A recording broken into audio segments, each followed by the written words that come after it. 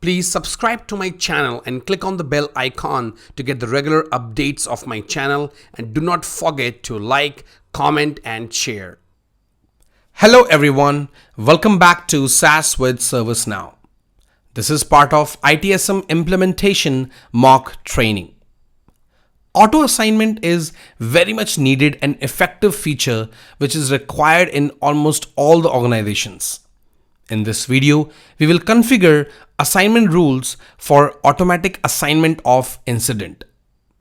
So we will have a task where when a network CI is selected, then incident is assigned to network assignment group. So when user selects the network CI, if there is a CI which is related to the network and that particular CI is selected, then incident should automatically be assigned to network assignment group. So let's see how you can basically perform this configuration of assignment rules in the instance. Now, auto assignment rules is a module in ServiceNow. So we will write here assignment. When you will type that, you will see we have this assignment lookup rules. So you will just click on this. We already have this kind of configuration for inquiry/help. What we will do, we will create another record. So we will click here. Now you can assign a ticket automatically, an incident automatically on the basis of CI, configuration item, location, and you can also select category, subcategory. In this case, what I will do, I will select any configuration item. Majorly we want it for, let me check, it's router. If we have any router, class router, we do have. So I will select this configuration item, and then I can select the assignment group as, let's see, we have any assignment group for network. I don't see in this list. Let me check quickly. Yep, we do have network. So I will select network and I will click on submit.